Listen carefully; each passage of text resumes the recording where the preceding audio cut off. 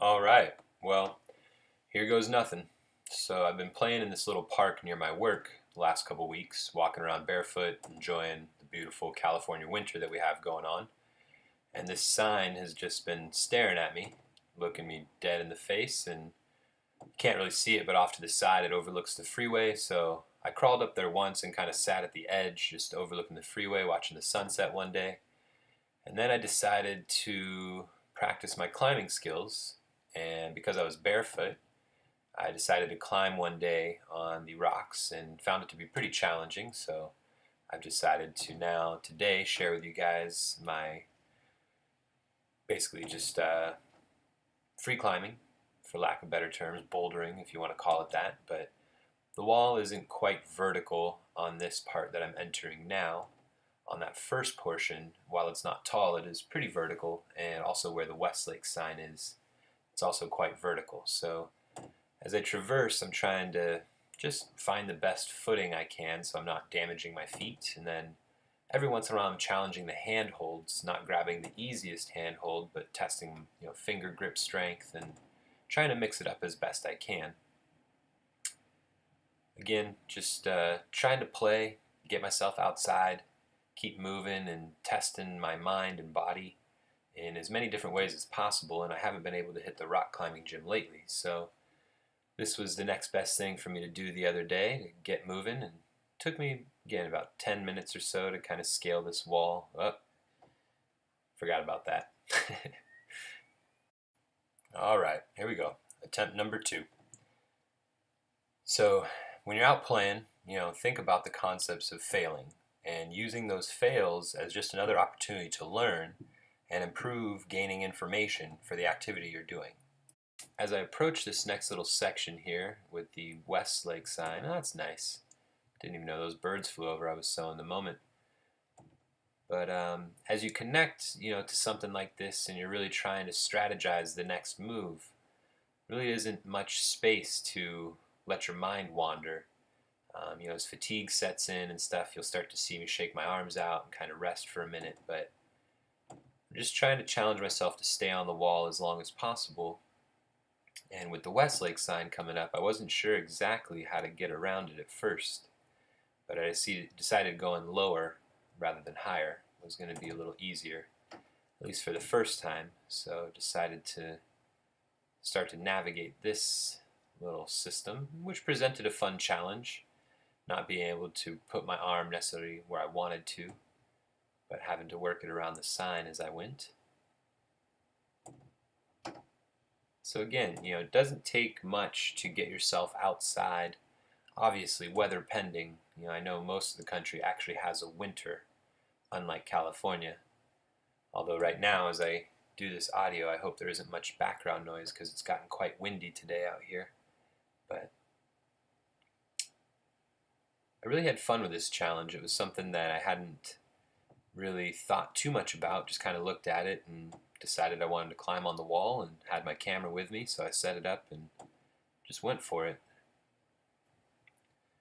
While this isn't the hardest climb because there's so many options for foot placement and hand placement, the one thing I really like about rock climbing is the challenge that it presents to kind of move your body in different planes of motion, different angles, being able to support your body with just the big toe or just the outer edge of your foot.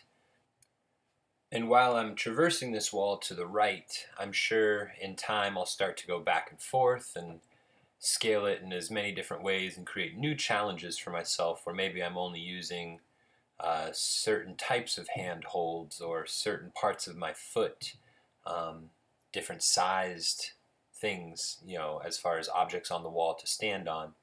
This first time, as I get my feet accustomed to climbing barefoot, I'm looking for pretty flat surfaces to kind of get my foot to connect to. I found a couple sharp ones and definitely hurt a little bit, to try to put my full body weight on there and transition to a new handhold. So if you do try something like this, use as much caution, and if your feet at all start to hurt or anything, listen to it and be intuitive in that sense. There's no point in causing your feet damage or even your hands damage just to try to play around. I walk around barefoot quite a bit just in general, so my feet are already pretty toughened up to most surfaces. So again, if you want to try something like this, I would definitely get comfortable walking around on asphalt first, walking around on a gravel trail before you start to challenge yourself on something that has a risk factor like this. So as I get to the edge of the wall, I wasn't sure if I really wanted to turn around or keep going, and then I kind of decided I would make my way down to the corner here and see if I could climb upward. And that was going to be a little tricky just because I know you can't really tell, but the wall is probably, I don't know, at the highest point there, 20 feet tall maybe, something like that. So working my way down, and I like that little swing move I did there. That was my kind of most technical move probably, just to time and grab while still anchored on my feet. And as I shake my arms out there, this is where I'm kind of deciding, where do I want to start my ascent to the top here. So I'm trying to challenge myself by going as low as possible. So I have my feet just a couple inches off the ground, kind of on the very last rock level. And I'm going to work my way down to a pretty deep squat here to start out. And so again, challenging myself by finding, different planes of motion, different body positions to get myself into. Since this was a fairly easy challenge with, like I said, lots of handholds, by challenging my brain to limit myself in certain ways, starting from a squat and then trying to find, some sort of solid hand grip and working my way up. Every step, again, as I mentioned before, I'm very in tune with what I'm doing, and now I know that there's going to be a little more risk involved as I get higher. So each step is very calculated, and that's where a lot of the training I do with Revolution in Motion allows me to be in tune with my body and then tap into the environment that I'm playing in. Right now, this rock wall that I've never really explored before, so I'm trying to learn as I go. And as I look and see what grips are available and what footholds, foot placements are available, I can really start to stay in the moment and keep working from step to step and listen to that inner voice to trust, that I'm grabbing something solid and placing my foot somewhere that I can leverage off of to take another move. Right about here, I had a little second guessing of if I've got myself into a little trouble or not.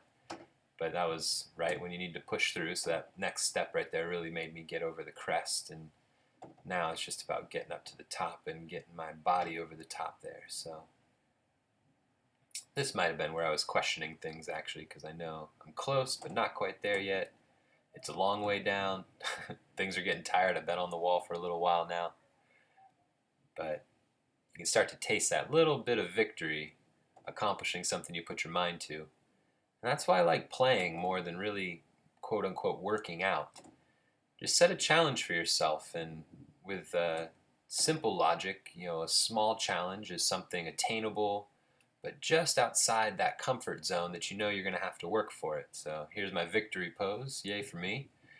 And then enjoying the scene, just taking a little view. It was a beautiful day that day, so just enjoying it for a second, staying in the moment. Like I said, setting a goal, they say about 4 or 7% challenge is usually a pretty good challenge to try to bite off, whether that be a new sport or a new activity. If you're trying a new activity for the first time, 4 and 7% is not a lot.